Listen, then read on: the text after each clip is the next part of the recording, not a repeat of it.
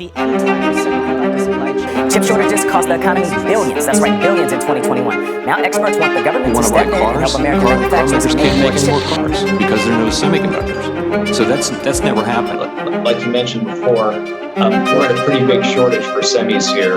Most companies I spoke with last week, I met with both investors and companies. Most companies I spoke with are already going to booked get out better for this through year next and year, looking into but I next. don't think everything is going to be in balance from a supply-demand perspective through the end of next year. Hello everyone. So the other day, me and my friend went out to buy a MacBook for him, and we were shocked to find out the same MacBook, which we thought of buying 3-4 months ago, is now 14 to 15,000 rupees costlier. And upon inquiring about other Apple products, we found their prices were also increased by some margin. Now for quite some time I was also planning to buy a Sony a6400 mirrorless camera, but online it was nowhere available, and in the mall it was costing me 15 to 20,000 rupees extra than the original price, which obviously I was not ready to pay.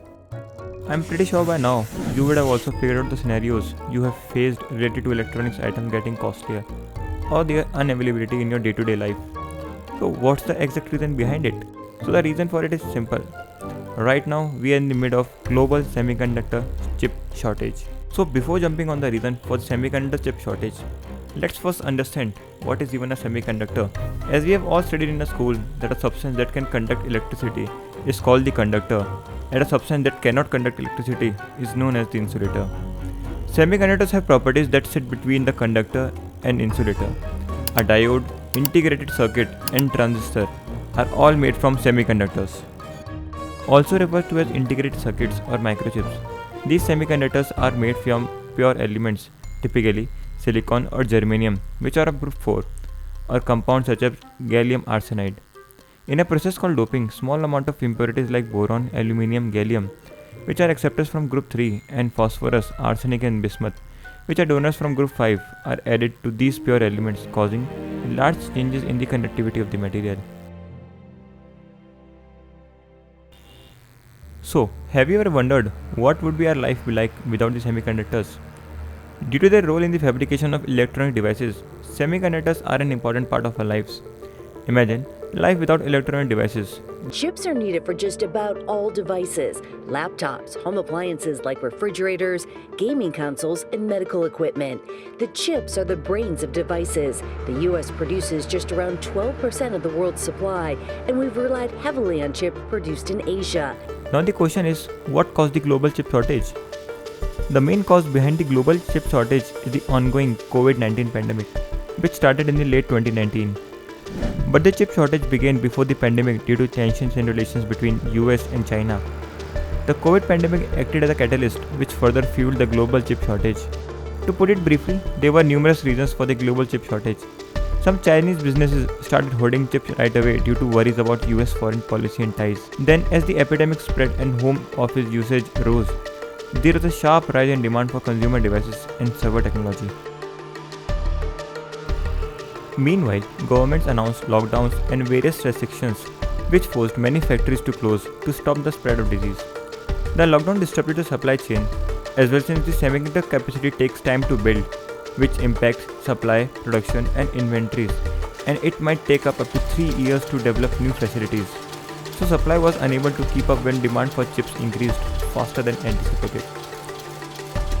How complex is it to make these microchips? They're in everything we use: phones, TVs, cars.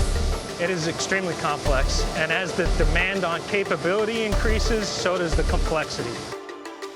This isn't even close to capturing the whole scope of the issues involved, but it starts to give us a picture of how a tremendously complex system, intended for efficiency rather than resilience, is struggling to recover from such intense stress. But why does a country like India is the most impacted by chip shortage? Currently, India doesn't have any homegrown tech to manufacture the semiconductors, and it has to rely on other countries to fulfill its semiconductor needs. In 2020, India imported $2.38 billion of semiconductor devices, becoming the 13th largest importer of these semiconductor devices in the world. And it exported just above $160 million, making it the 30th largest exporter of semiconductors in the world. India imports semiconductor devices primarily from China, Singapore, Hong Kong, Japan, and United States. The main destination of semiconductor devices exports from India are United States, Hong Kong, China, South Africa, and Turkey. TSMC, short for Taiwan Semiconductor Manufacturing Company, is by far the world's largest chip manufacturer, with a market share of 54% followed by Samsung and UMC. Even though India lacks fab, it is unrivaled in terms of chip design expertise. Indians have a hand in creating every chip design firm in the world. A fab is a semiconductor manufacturing facility where integrated circuits are created from raw silicon wafers. Without its own chip manufacturing facility, India is dependent on the US, Taiwan, and Southeast Asian nations to produce its chips. But decades ago, India came closer to developing its own semiconductor fab. Today, however, we are many decades behind. Red tapeism, a lack of infrastructure, bureaucratic lethargy, corruption, and a lack of innovative leadership have all thwarted our aim of creating semiconductors. We have repeatedly missed the bus due to unacceptable causes. In the 1960s, at the beginning of Silicon Revolution, Fairchild Semiconductor considered building a fab here, but bureaucratic lethargy chased them away to Malaysia. After this 1962 war, Bharat Electronics set up a fab to manufacture silicon and germanium transistors. But when cheaper integrated circuits from China, Taiwan, and South Korea entered the market, Bharat Electronics Limited couldn't match global quality and price standards, and many of the fab units have to be shut down. In the mid-1980s, IISc professor A.R. Vasudev Murthy helped establish Medchem Silicon Limited, which in partnership with Bharat Electronics Limited produced polysilicon wafers for solar cells and electronics. This could have catalyzed an electronic revolution in India. Fortunately, without government support, especially the promised supply of subsidized electricity, Medchem couldn't produce high-quality polysilicon wafers. The most tragic story is that of Semiconductor Complex Limited, Chandigarh. Starting with a 5000 nanometer process in 1984, SCL rapidly advanced to the 800 nanometer technology, which was the cutting edge only a year or two before. At that time, China and Taiwan had not even entered the fab space. Intriguingly, the entire complex was gutted in a devastating fire in 1989, and a semiconductor progress was set back by a decade. I won't comment whether this fire was intentional or accidental, but there had always been external as well as internal powers who have always tried to sabotage India's visionary leaders' projects, plans, which would make us independent of any foreign entity.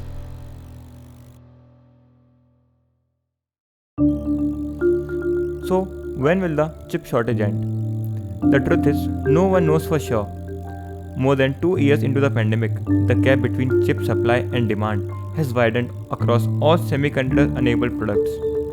I have been researching the chip shortage for several hours over the past few days, and while I still can't offer you a specific time frame, it does seem like the global chip shortage may not be totally resolved until 2023 or later. Companies like Deloitte, Goldman Sachs, Intel, JP Morgan, and Applied Materials suggest that semiconductor shortage would start to ease out by the year end. But to put it in a gist, the world is hungry for products enhanced by a growing volume of chips, but they will be kept waiting throughout 2022 until supply catches up with the rising demand. And how is India currently trying to catch up with the world for fab setup? In December 2021, the Indian government announced a funding of Rs 76,000 crore toward semiconductor manufacturing, aiming to position India as a global hub for electronics manufacturing.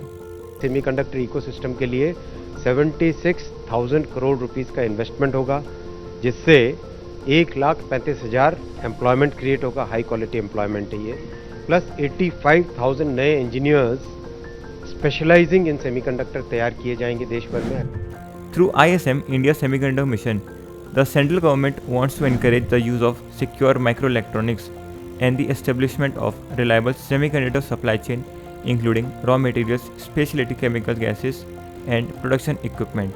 Now, semiconductor experts are upbeat. That India has a robust economy, a good working startup ecosystem there as well, no dearth of talent pool also. So a lot of positives here. Many nations, including India, are wooing TSMC, the largest chip manufacturer. Reports suggest that Tata is in discussion with the chip manufacturing giants like TSMC and UMC for manufacturing in India. Vedanta, along with its partner Foxconn, are in talks to invest 1.6 lakh crore in Maharashtra, likely to generate over 2 lakh jobs. The company is in active discussion with the Maharashtra government for the proposed manufacturing facility for semiconductor and display fabs.